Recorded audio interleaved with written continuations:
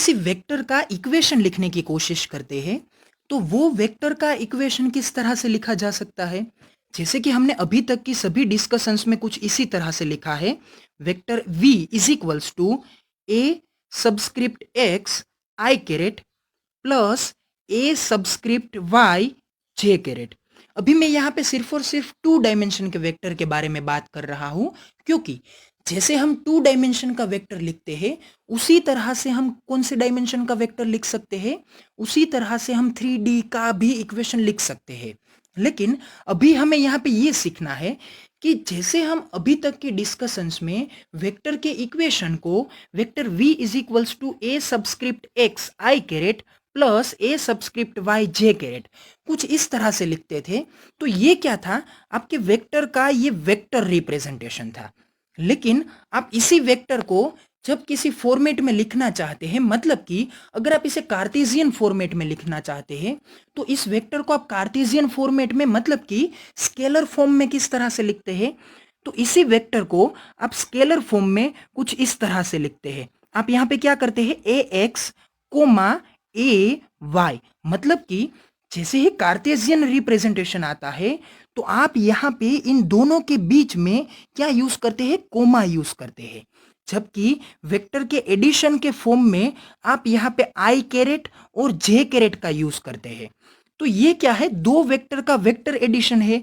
जबकि यहाँ पे हम सिर्फ और सिर्फ एक्स और वाई दोनों एक्सिस में एक एक पॉइंट को कंसीडर करते हैं और उन पॉइंट में से पास होने वाली लाइन का हम जहाँ पे क्रॉस मिलता है, मतलब कि जहाँ पे उसका इंटरसेक्शन मिलता है, उस इंटरसेक्शन के केप को हम क्या लिखते हैं, ए एक्स कोमा ए वाई। लेकिन अगर हम मैथमेटिक्स के अलग दो प्रिंसिपल्स का यूज करते हैं, जो कि एक है डिटर्मिनेंट और दूसरा है मैट्रिक्स, तो ये जो डिटर्मिनेंट है वो डिटर्मिनेंट क्या है, डिटर्मिनेंट मैट्रिक्स रिप्रेजेंटेशन की एक वैल्यू होती है। मतलब कि जिस तरह से हम कार्टेशियन कोऑर्डिनेट में कुछ इस तरह से एक्स वाई और जेड ये तीनों एक्सिस के कोऑर्डिनेट्स को लिखते हैं, तो ये कोऑर्डिनेट क्या है, ये coordinate x axis y axis और जेड एक्सिस, उन सभी एक्सिस के अलोंग में जो उनकी कोऑर्डिनेट्स बन के आती है, वैल्यूज बन के आती है, या फिर उसका इंडिविजुअल मैग्नीट्यूड बन के आता है, उस मैग्नीट्यूड का ये सिर्फ और सिर्फ एक अरेंजमेंट है। मतलब कि ये एक्स एक्सिस वाई एक्सिस और जेड एक्सिस, उन सभी एक्सिस की ये जो वैल्यूज है, उन वैल्यूज को अगर हम इस तरह से अरेंज करते हैं, कलेक्ट करते हैं, तो उन कलेक्शन की वजह से हमें एक पॉइंट मिलता है। उस पॉइंट को हम क्या बोलते हैं, उसे हम बोलते हैं कुछ इस तरह से रिप्रेजेंट होने वाला हमारा कार्टेशियन कोऑर्डिनेट।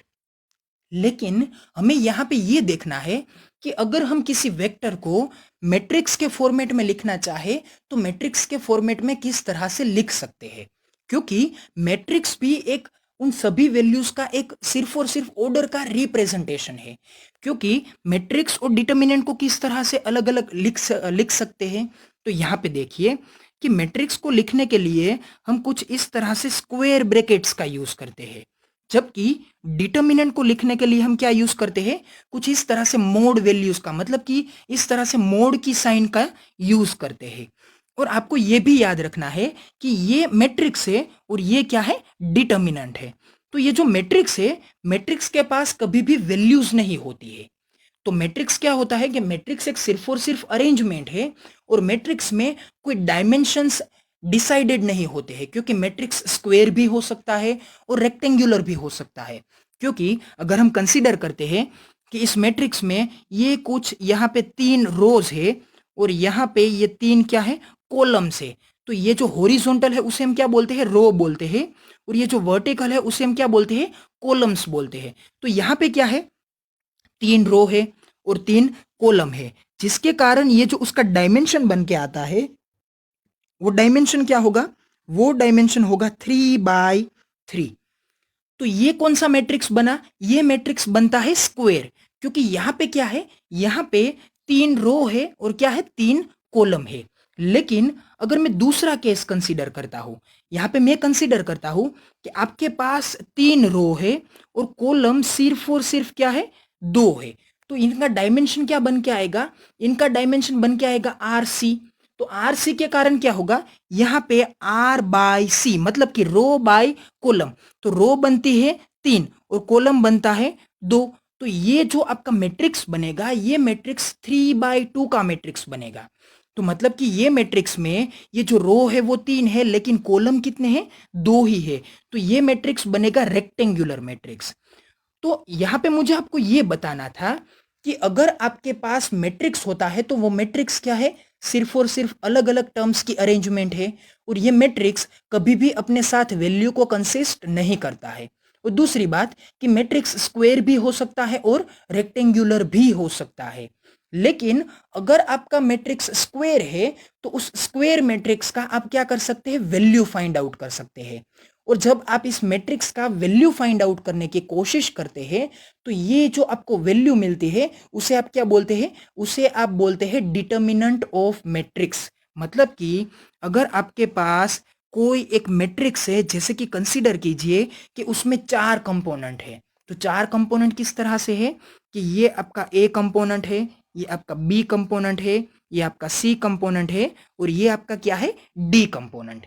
तो ये आपका ए बी ये दोनों क्या है, एक ही रो में है। और ये जो आपका सी और डी वो भी क्या है, वो भी एक ही रो में है। फिर आप कंसीडर कीजिए कि ये आपका ए और ये आपका सी, ये दोनों कंपोनेंट, ये फिर ये दोनों जो टर्म्स है वो टर्म्स एक ही कॉलम में है।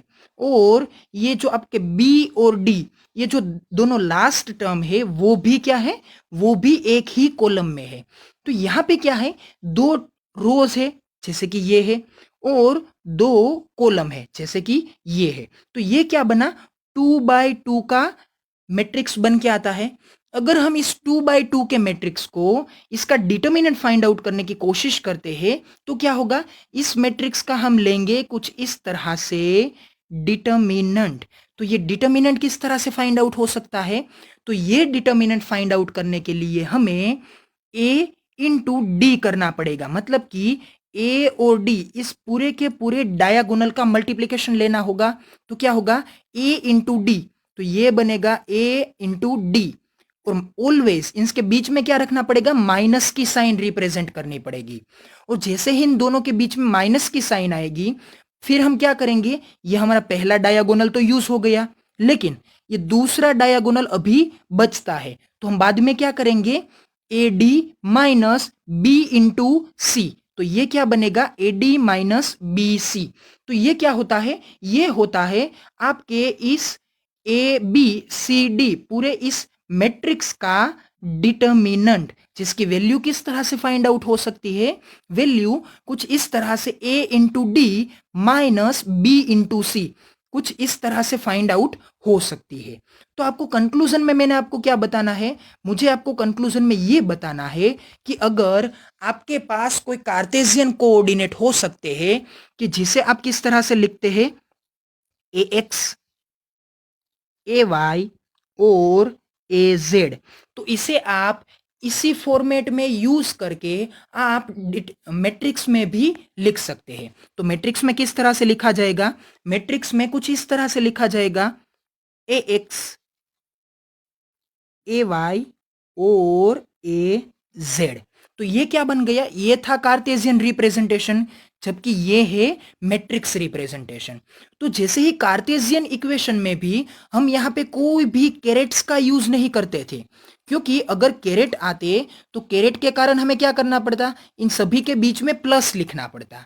तो हमने क्या किया, कैरेट को दूर कर दिया, तो साथ में हमने प्लस की साइन को भी दूर कर दिया, तो बीच में क्या आया, कोमा की साइन आई। लेकिन इस मैट्रिक्स के रिप्रेजेंटेशन में यहां पे बीच में कोई भी कोमा नहीं है। यहां पे क्या करना है आपको, सिर्फ और सिर्फ यहां पे इन सभी टर्म्स को इस तरह से लिखना है, मतलब कि एक प्रॉपर डिस्टेंस में लिख दीजिए। इन सभी के बीच में कोई भी कोमा लिखने की जरूरत नहीं है। तो यहां पे आपको यह समझना इंपॉर्टेंट है कि जैसे कि कार्टेशियन कोऑर्डिनेट्स को लिखा जा सकता है, उसी तरह से इन सभी टर्म्स के फॉर्म को किस तरह से आप लिख सकते हैं, मैट्रिक्स में भी लिख सकते हैं। तो ये मैट्रिक्स कौन सा था, ये मैट्रिक्स को हमने लिखा था इस तरह से हॉरिजॉन्टली, मतलब कि ये था आपका ए एक्स ए वाई और ए जेड। लेकिन अगर आप इसी मैट्रिक्स को वर्टिकली लिखना चाहे तो किस तरह से लिखेंगे? तो इसे वर्टिकली आप कुछ इस तरह से लिखेंगे, ए एक्स, फिर नीचे ए वाई और ए जेड। तो ये क्या बन के आएगा? ये भी आपका मैट्रिक्स रिप्रेजेंटेशन है। लेकिन पहला मैट्रिक्स रिप्रेजेंटेशन किस तरह से? रो वाइज था। तो उसमें क्या था? रो सिर्फ एक ही थी, लेकिन आपके कॉलम कितने थे? 3 बने थे, क्योंकि यहाँ पे एक ए एक्स का कंपोनेंट, ए वाई का कंपोनेंट और ए जेड का कंपोनेंट था, जिसके कारण रो एक और कॉलम कितने बने? 3 बने। तो वो कौन सा मैट्रिक्स था? वो जो मैट्रिक्स था वो मैट्रिक्स था रो मैट्रिक्स था। लेकिन इस केस में, जो कि हमारा ये केस है, इस केस में क्या है? यहाँ पे आपको कॉलम सिर्फ और सिर्फ एक ही मिल रही है, लेकिन रो यहाँ पे एक, जो कि आपको ए एक्स, दूसरी रो जो कि ए वाई, तीसरी रो जो कि ए जेड, इन तीनों को कुछ इस तरह से रिप्रेजेंट करती है। तो क्या होगा कि ये जो आपका मैट्रिक्स बनेगा, इस मैट्रिक्स में कॉलम एक ही है, लेकिन रो कितनी है? रो है 3। तो उसके कारण क्या होगा? ये जो मैट्रिक्स बनेगा इसे हम बोलेंगे कॉलम मैट्रिक्स। तो कहने का ये जो हमारा पूरा का पूरा इंटेंशन था, वो इंटेंशन इतनी टर्म्स के ऊपर डिपेंडेंट था कि ये जो आपका मैट्रिक्स है वो मैट्रिक्स क्या है? Is like Cartesian coordinates. ये आपके सभी टर्म्स का सिर्फ और सिर्फ एक रिप्रेजेंटेशन है, अरेंजमेंट है। दूसरी बात कि अगर आपका अरेंजमेंट स्क्वायर होता है, स्क्वायर से मेरा मतलब ये है कि उसमें रो नंबर और कॉलम नंबर अगर इक्वल आते हैं, तो उस केस में ये जो आपका मैट्रिक्स बनेगा, ये मैट्रिक्स क्या बनेगा? स्क्वायर मैट्रिक्स बनेगा। और ये आपके स्क्वायर मैट्रिक्स का आप क्या फाइंड आउट कर सकते हैं? वैल्यू फाइंड आउट कर सकते हैं, जिसे आप बोल सकते हैं डिटर्मिनेंट। तो और डिटर्मिनेंट की वैल्यू फाइंड आउट करने के लिए हमने एक एग्जांपल लिया, जो एग्जाम्पल आपके 2x2 मैट्रिक्स का एग्जाम्पल था, क्योंकि यहां पे हमने दो रोज जो कि ए बी, एक पहली रो और दूसरी रो जो कि सी और डी से बनी थी, और ये आपका पहला कॉलम जो कि ए सी और बी डी से बना था। तो इसका हमने सॉल्यूशन किस तरह से फाइंड आउट किया? ये आपका पहला डायगोनल जो कि है ए इंटू डी माइनस ये आपका दूसरा डायगोनल जो कि क्या है? बी इंटू सी। आपको इसी तरह से इस 2x2 मैट्रिक्स के डिटर्मिनेंट का आंसर फाइंड आउट करना है। दूसरी बात कि यहाँ पे ऑर्डर चेंज होना नहीं चाहिए, मतलब कि अगर आप पहले एडी लेते हैं तो पहले यहाँ पे एडी ही आना चाहिए और बाद में बीसी ही आना चाहिए। अगर आप यहाँ पे बीसी माइनस एडी लेते हैं तो वो आपका आंसर रोंग आएगा।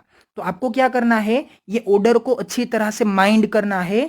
तो ये ऑर्डर क्या बनेगा? AD minus BC. तो आई होप कि आपको यहाँ पे डिटर्मिनेंट और मैट्रिक्स का ये जो मतलब है वो समझ में आया होगा। लेकिन मुझे ये आपको बात इसलिए बतानी इंपॉर्टेंट है क्योंकि जब हम आगे बात करेंगे क्रॉस प्रोडक्ट के बारे में, तो क्रॉस प्रोडक्ट फाइंड आउट करने के लिए हमें दो वेक्टर का क्या लेना पड़ता है? डिटर्मिनेंट लेना पड़ता है। तो ये जो डिटर्मिनेंट बन के आता है, उस डिटर्मिनेंट को फाइंड आउट करने के लिए आपको यहाँ पे उन दोनों इंडिविजुअल वेक्टर का कौन सा फॉर्म लिखना पड़ता है? आपको यहाँ पे उसका मैट्रिक्स का फॉर्म लिखना पड़ता है।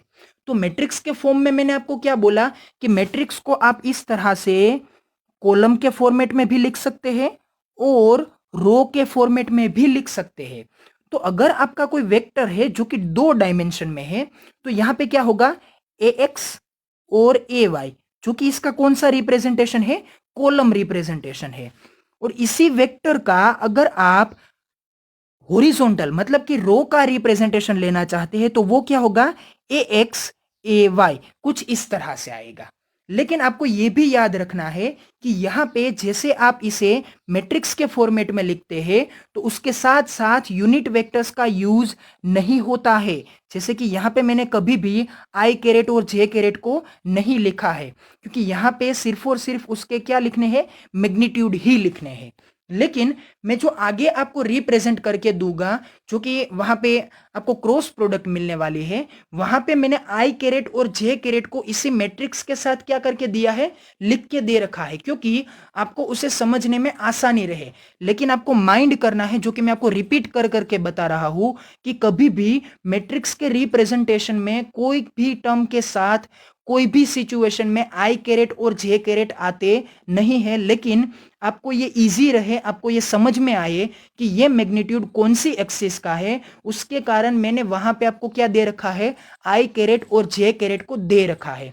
तो प्लीज इस बात को कभी भी मिसअंडरस्टूड मत कीजिएगा कि उसके साथ साथ अभी तक मैंने ये बोला कि कभी भी आई कैरेट और जे कैरेट मैट्रिक्स के साथ नहीं लिखे जाते हैं, लेकिन फिर भी इन सभी वेक्टर्स के इक्वेशन में मैंने आपको यहाँ पे आई कैरेट और जे कैरेट कंपोनेंट्स के साथ दे रखे हैं। तो इसे कोई भी सिचुएशन में मिसअंडरस्टूड मत कीजिएगा। तो अब हम देखेंगे कि अगर इस तरह से हम वेक्टर का इक्वेशन लिखते हैं जो कि मैट्रिक्स के फॉर्मेट में होता है, तो इसकी क्रॉस प्रोडक्ट हम किस तरह से फाइंड आउट कर सकते हैं। 3 डायमेंशन में अगर आप किसी वेक्टर को ड्रॉ करना चाहते हैं तो कंसीडर कीजिए कि ये ऊपर की जेड एक्सिस है और यहाँ पे ये आपको एक पिंक कलर का वेक्टर दिया गया है। तो इसे ड्रॉ करने के लिए आप पहले इसका एक्स डायमेंशन कंसीडर करेंगे जो कि 2 यूनिट है, और बाद में इसका वाई डायमेंशन जो कि 1 यूनिट है पॉजिटिव में। फिर आप इसका एलिवेशन लेंगे जेड डायरेक्शन में जो कि 3 यूनिट है। तो इसको कंसीडर करने की वजह से जो फाइनल वेक्टर बनेगा वो कुछ इस तरह से मैट्रिक्स में रिप्रेजेंट होगा 2 1 3।